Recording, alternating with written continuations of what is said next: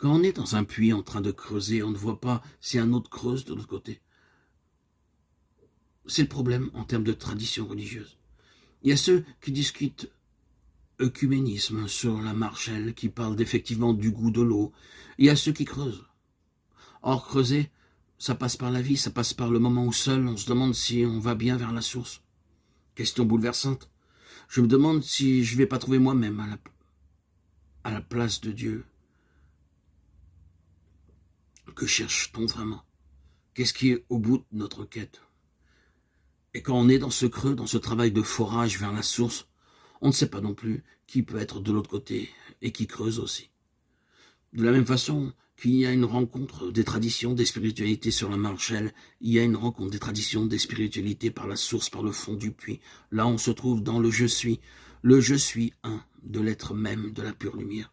Une des accusations pour lesquelles Jésus-Christ a été condamné et crucifié, c'est celle de blasphème.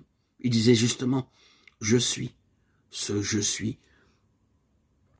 Ce n'est pas le je suis de Jésus de Nazareth, ce n'est pas son petit moi, si on veut parler le langage humain, mais c'est le je suis de l'être même, le je suis du Logos. Ce je suis qui est si fort, particulièrement dans l'évangile de Jean, quand il dit « avant qu'Abraham fût, je suis ».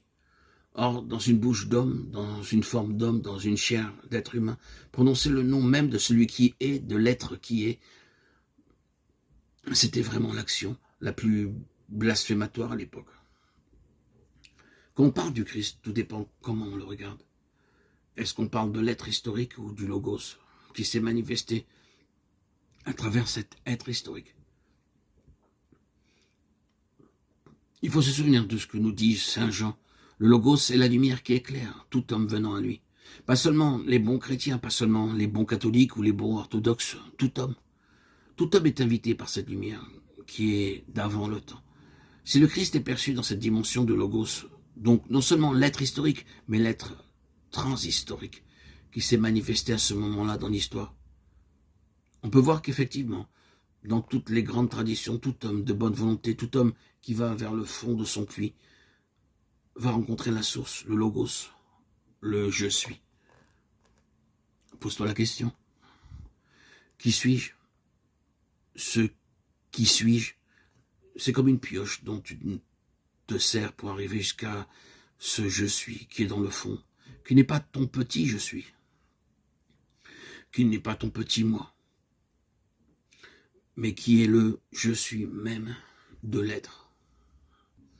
Il s'agit donc de se réveiller, de creuser, d'aller vers la source, et de savoir que cette source n'est pas notre propriété, elle monte, elle nous est donnée. Là, c'est le mot grâce qui vient. Que l'on soit sur une voie de zen ou de yoga, tout authentique maître ou disciple, c'est bien que ce n'est pas son exercice qui va provoquer l'illumination. L'exercice, la méditation, la méthode, les techniques employées nous rendent seulement disponibles à l'expérience. On rejoint ici la tradition ancienne des pères du désert qui disait « Il y a à la fois le travail de l'homme, l'ascèse, la liberté de l'homme, et en même temps la grâce. » C'est comme un oiseau qui pour vous a besoin de deux ailes, à la fois de sa liberté, de son travail intérieur, et en même temps de la grâce, c'est-à-dire de la source qui monte vers son effort, vers cet acte de creuser. C'est à la fois le travail de l'homme qui cherche Dieu, et Dieu comme une source d'eau vive qui ne cherche qu'à se répandre et à se manifester à chacun de nous.